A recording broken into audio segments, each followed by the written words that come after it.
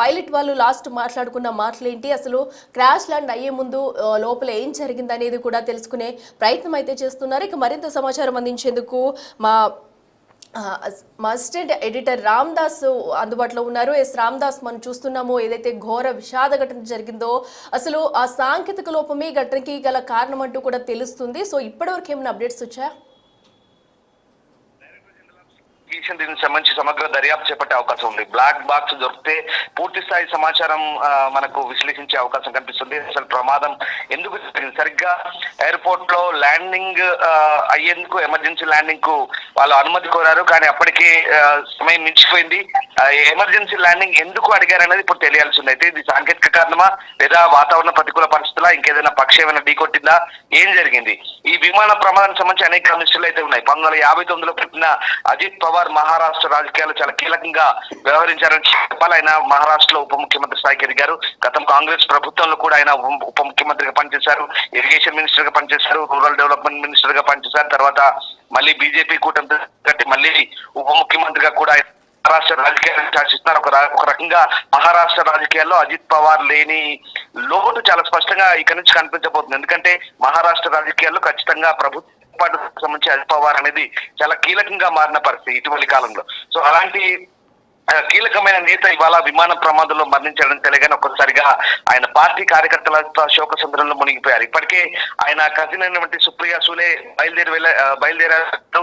ఆయన భార్య, ఆయన కుమార్తె వీళ్ళంతా కూడా బారామతికి చేరుకుంటున్నారు. బారామతిలోని ఆసుపత్రి ప్రస్తుతం మృతదేహాలు అయితే ఉన్నాయి.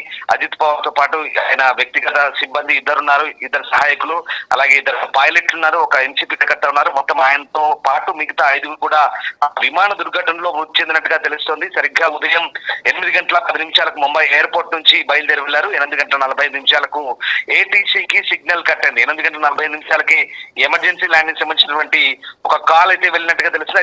8:12 ఏటీసీకి ఆ ఇన్ఫర్మేషన్ ఉంది. అప్పటికే జరగాల్సిన డ్యామేజ్ అంతా జరిగిపోయింది.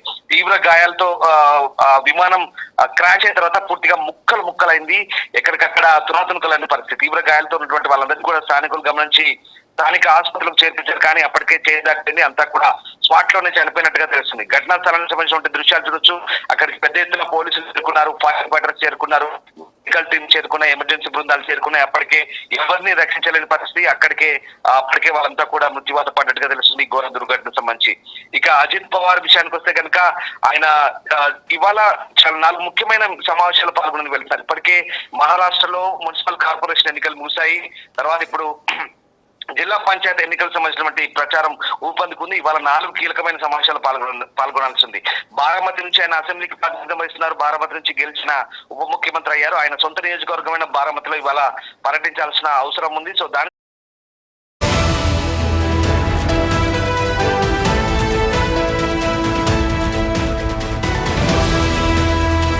క్రమంలో ఇవాళ ఈ 4 బహిరంగ సభలకు హాజరయ్యేందుకైతే ప్రత్యేకమైన చార్టర్ ఫ్లైట్ లో వెళ్లారు. ఆ చార్టర్ ఫ్లైట్ వాణిజ్య అవసరాల కోసం వినియోగిస్తారు. గతంలో కూడా చాలా సార్లు ఆయన ఇదే ఫ్లైట్ వినియోగించినట్టుగా తెలుస్తుంది. అయితే ఇప్పుడు ఎందుకు ఈ ప్రమాదం జరిగింది? సాంకేతిక కారణాలా, లేదా అక్కడ ఏదైనా మానవ తప్పిదం జరిగిందా? ఇందాక అనుకున్నట్టుగా వాతావరణ ప్రతికూల పరిస్థితులు అయితే ఏదైనా జరిగాయా? ఎమర్జెన్సీ ల్యాండింగ్ ఎందుకు కోరాడు? వాస్తవానికి ఎమర్జెన్సీ ల్యాండింగ్ పైలట్లు అత్యవసర పరిస్థితుల్లో ఆపద సమయంలో కోరుతారు. మరి ఎందుకు కోరారు? అప్పుడు ఏటీసీ నుంచి ఎట్లాంటి రిప్లై వచ్చింది? ఇవన్నీ కూడా మనకు బ్లాక్ బాక్స్ దొరికితే కానీ ఆ మొత్తం అంశాలన్నీ కూడా దాంట్లో నిక్షిప్తమై ఉంటాయి. అవన్నీ కూడా క్రోడీకరిస్తే ఇప్పటికే దర్యాప్తు ప్రారంభమైంది. Director general of civil aviation ఇక దర్యాప్తు మొదలు పెట్టబోతుంది. సో మొత్తం మీద మహారాష్ట్ర ఉప ముఖ్యమంత్రి ఈ దుర్ఘటన చెందడం ఒక విషాదమని చెప్పాలి.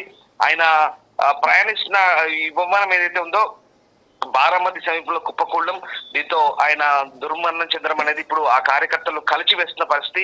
సాంకేతిక లోపం కారణంగానే ప్రస్తుతం ఈ ఘటన చోటు చేసుకున్నట్టుగా ప్రాథమికంగానైతే అనుమానిస్తున్నారు. ముంబై నుంచి బయలుదేరిన గంట తర్వాత ఈ సమస్య తలెత్తింది. ఎమర్జెన్సీ ల్యాండింగ్ టైంలో విమానం అదుపు తప్పి కోల్పోయినట్టుగా తెలుస్తుంది. ఆ వెంటనే భారీగా మంటలు చెలరేగాయి.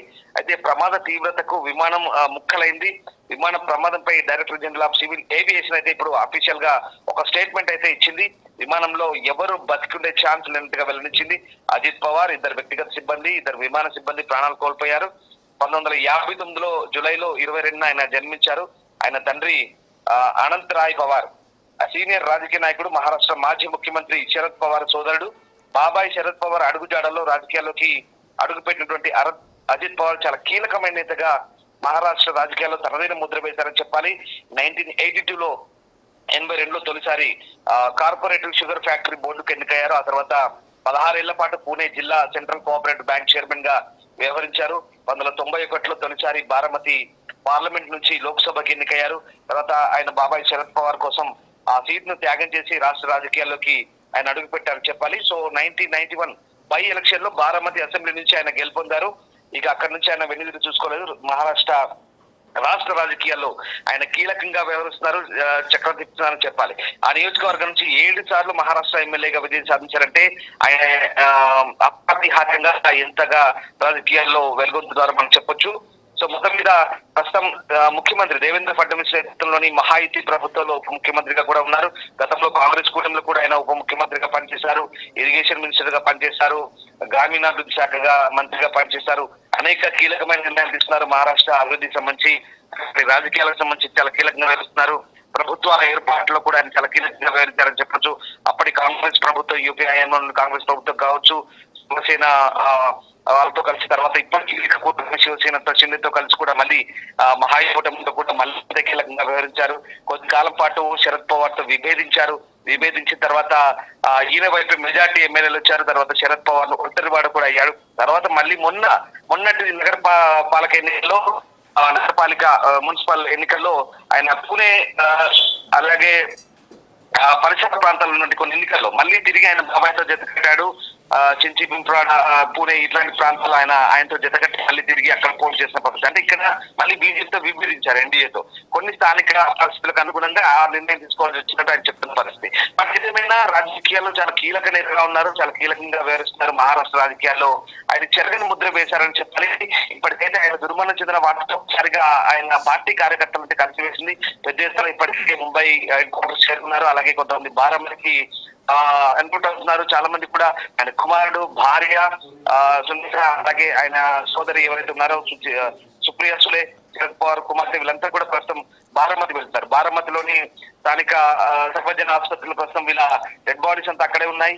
అయితే ఈ ప్రమాదం జరిగిన తర్వాత అక్కడ ప్రమాద తీరు చూసిన తర్వాత అక్కడ ఎవరు ఒక్కరు బతికే ఛాన్స్ లేదన్నట్టుగా అప్పటికే నిర్ధారణకు వచ్చారు. స్థానికులంతా కూడా ప్రమాద తీవ్రతను ఆపేందుకు ప్రయత్నించేందుకు కూడా కొంత సమయం పట్టినట్టు అర్థం చేసుకోవచ్చు. ఎంతటి భారీ విస్ఫోటనం జరిగిందో అక్కడ మనకు ఆ దృశ్యాలను బట్టి అర్థమవుతుంది. అయితే ఎందుకు ఈ సాంకేతిక కారణాలు విశ్లేషించాల్సిన అవసరం అయితే కనబడుతుంది. సరిగ్గా ఎమర్జెన్సీ ల్యాండింగ్ ఎందుకు కోరట పైలట్, ఏం జరిగింది? ఉదయం పూట ఏదైనా వాతావరణ పరిస్థితులు కూడా అనుకూలించకనా, బట్ విమానంలో సాంకేతిక లోపాలు ఉన్నాయా? ఈ విమానం వాణిజ్యపరమైన అవసరాలకు అక్కడ రాజకీయ నాయకులు అయితే వినియోగిస్తున్నట్టుగా తెలుస్తుంది. మరి ఏం జరిగింది ప్రస్తుతం అనేది తెలియాల్సింది. ప్రధాని మోదీ కూడా ఇప్పటికే ఈయన మరణ వార్త ఆయన సంతాపం ప్రకటించారు. కేంద్ర మంత్రులతో కూడా సంతాపాన్ని ప్రకటిస్తారు. మహారాష్ట్ర సీఎం ఆఫీస్ నుంచి కూడా మరికొద్దిసేపట్లో ఒక అఫీషియల్ స్టేట్మెంట్ అయితే వచ్చే అవకాశం కనిపిస్తోంది. సో మొత్తం మీద ప్రస్తుతానికి అయితే ముఖ్యమంత్రి దేవేంద్ర ఫడ్నవీస్ అలాగే ప్రధాని మోదీకి, అమిత్ షా కూడా ప్రస్తుతం ఈ ఘటనకు సంబంధించినటువంటి అంశాలు కూడా వివరించినట్టుగా తెలుస్తుంది. ఏం జరిగింది, ఎలా జరిగింది అనేది కూడా, ఆ ప్రమాదానికి సంబంధించినటువంటి వివరాలను కూడా మోదీకి అలాగే హోంమంత్రి కూడా ప్రస్తుతం ఫడ్నవీస్ వివరించినట్టుగా తెలుస్తుంది. ప్రస్తుతం అంతా కూడా దిగ్భ్రాంతి వ్యక్తం చేస్తున్నారు. దేశవ్యాప్తంగా కూడా రాజకీయ నాయకులంతా కూడా అజిత్ పవార్ మృతి పట్ల దిగ్భ్రాంతి వ్యక్తం చేస్తూ తమ సందేశాలు అయితే వెల్లడి చేస్తున్న పరిస్థితి కనపడతా ఉంది. సో మొత్తం మీద ఈ ప్రమాద ఘటనకు సంబంధించి ఇంకా పూర్తి స్థాయి దర్యాప్తు జరగాలి. ఇది ఏదైనా కుట్ర కోణం కూడా అనే కోణం కూడా ప్రస్తుతం కొంతమంది వాదిస్తున్న పరిస్థితి. ఎందుకంటే కొన్ని సందర్భాల్లో అజిత్ పవార్ రాజకీయం కొంత చతురతతో కూడుకున్న వ్యవహారం, ఆయన రాజకీయ వ్యవహార శైలి కొంత భిన్నంగా ఉంటుంది. అంటే ఆయన కీలకంగా వ్యవహరిస్తారు ప్రతి అంశంలో కూడా. బట్ ఏం జరిగింది, ఏదైనా కుట్ర కోణం దాగి ఉందా కోణంలో కూడా కొట్టిపారైన పరిస్థితి. ఎందుకంటే అందులో కూడా కొంతమంది రాజకీయ నాయకుల విషయంలో కూడా ఇట్లాంటి అనుమానాలు తలెత్తాయి. ప్రస్తుతం ఆ అనుమానాలు కూడా కొన్ని కోణాల్లో తలెత్తున్న పరిస్థితి. ఎందుకంటే అజిత్ పవార్ రాజకీయ వ్యవహార శైలికి సంబంధించి కూడా కొన్ని ఎంత యాక్టివ్ గా ఉంటారు, అంతే వివాదాస్పరంగా కూడా ఉంటారు, అంతే కీలకంగా కూడా వ్యవహరిస్తూ ఉంటారు. సో మరి ఏంటనేది ఇప్పుడు తెలియాల్సింది. సో మొత్తం మీద ప్రస్తుతం అయితే director general of civil aviation దర్యాప్తు జరుగుతుంది. ప్రాథమికంగా సాంకేతిక కారణాలే ఈ ప్రమాదానికి కారణమని నిర్ధారించినట్టుగా తెలుస్తుంది. ఏదేమైనా ప్రస్తుతం ఈ అంశానికి సంబంధించి పూర్తిస్థాయి దర్యాప్తు అయితే జరగబోతోంది. ప్రస్తుతం ఈ ఘటనకు సంబంధించి ఇటు కేంద్ర ప్రభుత్వం కూడా ఆరా తీస్తుంది, మహారాష్ట్ర ప్రభుత్వం కూడా పూర్తిస్థాయి దర్యాప్తుకు అక్కడ స్థానిక అధికారులను పురమాయించిన పరిస్థితి కనబడుతుంది. ఒకసారి మనం ఆ స్పాట్ సంబంధించిన దృశ్యాలు చూడొచ్చు. ప్లేన్ క్రాష్ పూర్తిగా ఎక్కడ ఎవరు బతికే ఛాన్స్ అయినట్టుగా మనకు ఆ ప్లేన్ క్రాష్ చూడగానే దృశ్యాలు అర్థమైంది. నిజంగా అనుకున్నట్టే జరిగింది. చాలా ఘోరం. మహారాష్ట్ర ఉప ముఖ్యమంత్రి ఈ ప్రమాదంలో మృతి చెందడం ఆయన అభిమాని కాదు, మహారాష్ట్ర రాజకీయాలను తీవ్ర దిగ్భ్రాంతి చేసే పరిస్థితి. ఉదయం 8:45 ఈ ఫ్లైట్ క్రాష్ జరిగింది. లియర్ జెట్ 45 ప్లేన్ ఇది. లియర్ జెట్ 45 వాణిజ్య విమానాలకు ఉపయోగించే చిన్నపాటి చార్టర్డ్ ఫ్లైట్ ఇది. దీని పేరు లియర్ జెట్ 45. దీంట్లోనే అజిత్ పవార్ చాలా సార్లు ప్రయాణం కూడా చేశారు. మరి ఇవాళ ఏం జరిగింది, ఈ ఫ్లైట్ క్రాష్ సంబంధించి ఎందుకు ఈ ప్రమాదం చోటు చేసుకుందని మాత్రం పూర్తిస్థాయి దర్యాప్తులో తేలే అవకాశం కనిపిస్తోంది. Okay, right Ramdas, thanks for updates. Yes, చూస్తున్నాం కదా ప్రస్తుతం అయితే అటు ఘటనా స్థలంలో అయితే ఇంకా సహాయక చర్యలు కొనసాగుతున్నాయనే చెప్పాలి. అయితే ఎమర్జెన్సీ ల్యాండింగ్ ఎందుకు అడిగినట్టు పైలట్ అనేది కూడా ప్రస్తుతం సస్పెన్షన్గా మారింది.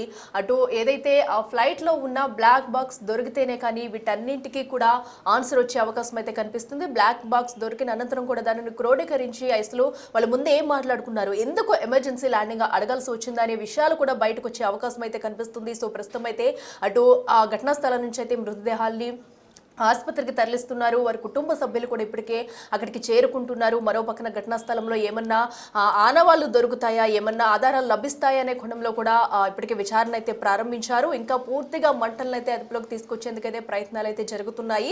సో ఒక్కసారిగా ఏదైతే అటు ముంబై నుంచి బారామతికి వెళ్తున్న సమయంలో కూడా ఈ జరిగిన దుర్ఘటనలో అయితే అటు డిప్యూటీ సీఎం అజిత్ పవార్తో పాటు మరికొంతమంది సిబ్బంది కూడా ఈ ఘటనలో మృత్యువాత పడ్డారు. సో ఏదేమైనా కూడా ఈ పెను విషాదం పట్ల అయితే ఇప్పటికే రాజకీయ నేతలంతా కూడా దిగ్భ్రాంతి వ్యక్తం చేస్తున్నారు. సో అసలు ఏం జరిగింది, ఎందుకు ఎమర్జెన్సీ ల్యాండింగ్ అడగాల్సి వచ్చింది, వాతావరణం అనుకూలించలేదా, లేదంటే ఇంకేదన్నా జరిగిందా, సాంకేతిక లోపమా అనేవి అయితే పలు ప్రశ్నలు తలెత్తుతున్నాయి. అయితే అటు బ్లాక్ బాక్స్ దొరికితేనే కానీ అసలు వీటన్నింటికీ కూడా ఆన్సర్ దొరకదనే చెప్పాలి. సో ప్రస్తుతం అయితే ఆ బ్లాక్ బాక్స్ వెలికి తీసేందుకైతే ఘటనా స్థలంలోనైతే వెతుకులాట మొదలు పెట్టారని చెప్పాలి. మరొక పక్కనైతే ఇటు అజిత్ పవార్ మృతి చెందడంతో ఒక్కసారిగా అటు రాజకీయ నేతల్లో ఆందోళన నెలకొంది. ప్రతి ఒక్కరు కూడా తమ మృతికి సంబంధించి దిగ్భ్రాంతి వ్యక్తం చేస్తున్నారు. అయితే ఇప్పుడు విచారణ అయితే ప్రారంభించారు. అయితే మరి కాసేపట్లో కానివ్వండి సాయంత్రంలోగా కూడా అసలు ఘటనకి సంబంధించి ఏం జరిగింది, నిజంగానే సాంకేతిక లోపం వల్ల కూలిపోయిందా, లేదంటే వాతావరణం అనుకూలించలేదా అనే విషయాలు కూడా బయటకు వచ్చే అవకాశం ఉంది.